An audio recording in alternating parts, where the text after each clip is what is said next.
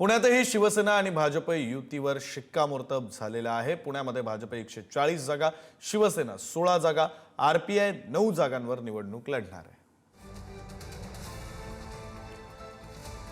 या संदर्भातले अधिकचे तपशील देत आहेत आपले प्रतिनिधी बालाजी पोतदार। बालाजी, विक्रांत, खरं तर भाजप शिवसेना युती होते का नाही इथपर्यंतच्या सगळ्या चर्चा सुरू होत्या, कारण इतर पक्षांनी सगळ्या युत्या आघाड्या केलेल्या असताना भाजप आणि शिवसेनेमध्ये जे आहे ते मोठ्या प्रमाणामध्ये जागा वाटपावरून मतभेद होते।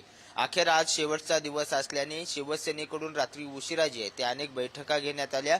अजित पवारांशी सुद्धा संपर्क साधण्यात आला। त्यानंतर मात्र रात्री उशिरा जी आहे ते शिवसेना नेत्यांची एक बैठक झाली। त्या बैठकीमध्ये हे जागा वाटप ठरल्याची माहिती देण्यात आली आहे। आज 10 वाजता याची अधिकृत घोषणा जी आहे ते शिवसेनेकडून करण्यात येईल किंवा सस्पेन्स कायम ठेवलाय का, हाही खरा प्रश्न आहे, कारण रात्री उशिरा रवींद्र धंगेकर यांनी अजित पवारांची सुद्धा भेट घेतलेली होती।